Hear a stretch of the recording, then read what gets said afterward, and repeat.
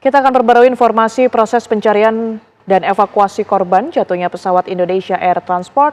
Telah bergabung bersama kami rekan Syamsul Ma'arif di posko pencarian korban di Kabupaten Pangkep, Sulawesi Selatan. Selamat malam, Syamsul. Seperti apa update terbaru dari lokasi Anda? Baik malam Tiara dan Mirsa, hingga detik ini proses upaya pencarian korban pesawat jatuh di Gunung Bulu Saraung, Kabupaten Pangkep, Sulawesi Selatan dihentikan sementara karena memang kondisinya sudah malam dan cuaca juga tidak mendukung, karena biasanya memang untuk cuaca di Kabupaten Pangkep, Sulawesi Selatan, utamanya di sekitaran Gunung Bulu Saraung ini sangat tidak menentu. Umumnya kabut sangat tebal, jarak pandang hanya biasanya berkisar 5 hingga 10 meter. Ini tentunya menjadi kendala utama bagi tim SAR gabungan untuk melakukan operasi pencarian korban. Dan hingga saat ini dari 10 korban yang menjadi penumpang dari pesawat ATR 42500 ini, sudah ada 2 korban yang berhasil ditemukan. Yang pertama berjenis kelamin laki-laki yang ditemukan pada hari Minggu kemarin, dan hari ini siang tadi ditemukan korban kedua yang berjenis kelamin perempuan. Adapun lokasi penemuan korban yang kedua ini berada di kedalaman jurang. Tentunya ini juga membuat relawan gabungan ini, tim relawan sempat mengalami kesulitan untuk melakukan evakuasi.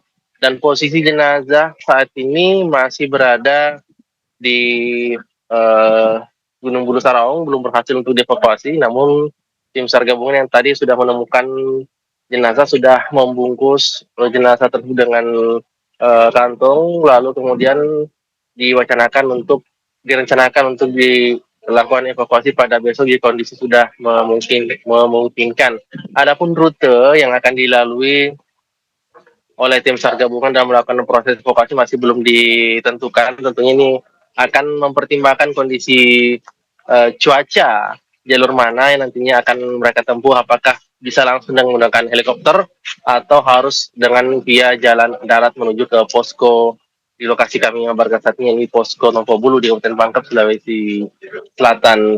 Jika merujuk pada jumlah korban yang 10 orang, 8 orang adalah laki-laki dan 2 orang diantaranya adalah perempuan.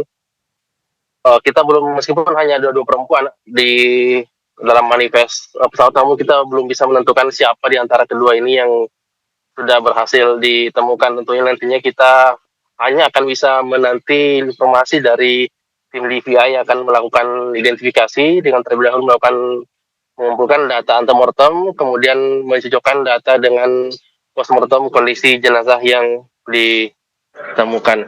Dan dari pantauan kami tadi, sebelum gelap, tim relawan gabungan juga sudah mulai dikerahkan menuju ke lokasi penemuan korban yang kedua ini. Namun tentunya pencarian masih belum dilakukan menunggu kondisi cuaca memungkinkan, karena yang paling penting dalam upaya pencarian adalah kesehatan dan keselamatan dari tim pencari itu sendiri untuk memudahkan pencarian. Dan setiap hari memang ada 4 seru yang dikerahkan untuk melakukan upaya pencarian, dan saat ini tim SAR gabungan memfokuskan untuk mencari korban. Meskipun masih banyak serpihan-serpihan yang ditemukan di sekitar koordinat pertama ditemukannya puing-puing pesawat ATR 42500 ini, namun saat ini difokuskan untuk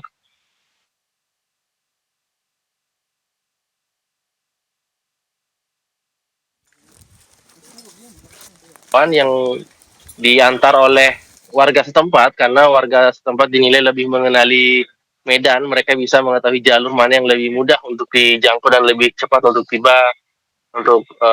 di lokasi. Dan tadi juga tadi pagi ada 80 orang yang diberangkatkan di kru pertama ini, lalu kemudian masih ada juga yang terpaksa harus tinggal di dekat posisi korban, tentunya untuk memudahkan tim yang akan datang untuk bergantian sambil mereka membawa logistik seperti itu. Dan tentunya tim relawan gabungan dari TNI, kemudian Polri, tim SAR dari universitas juga juga terus datangan untuk melakukan membantu proses pencarian yang akan terus dilakukan. Mengingat saat ini masih ada 8 lagi yang masih belum diketahui keberadaannya. Dan tentunya kita berharap agar tim SAR gabungan ini bisa lebih cepat lagi untuk menemukan ke-8 korban yang saat ini masih berada diperkirakan masih berada di puncak Gunung Bulu. Dan adapun yang menjadi kendala utama dalam proses pencarian ini adalah faktor cuaca, curah hujan yang tidak menentu, kemudian ketebalan kabut yang menyelimuti puncak Gunung Bawah Karaing ini, Gunung Bulu Sarawak ini. Makanya pemerintah Provinsi Sulawesi Selatan juga mewacanakan akan melakukan rekayasa cuaca.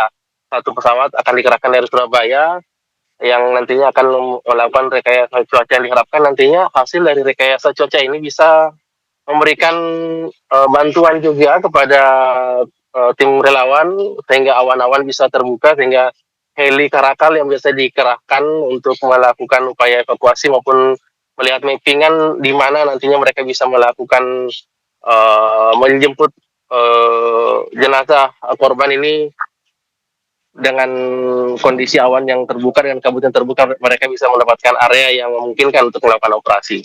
Baik, Tiara, mungkin itu dulu informasi dari Kabupaten Pangkep, Sulawesi Selatan. Saya kembalikan ke Anda di studio.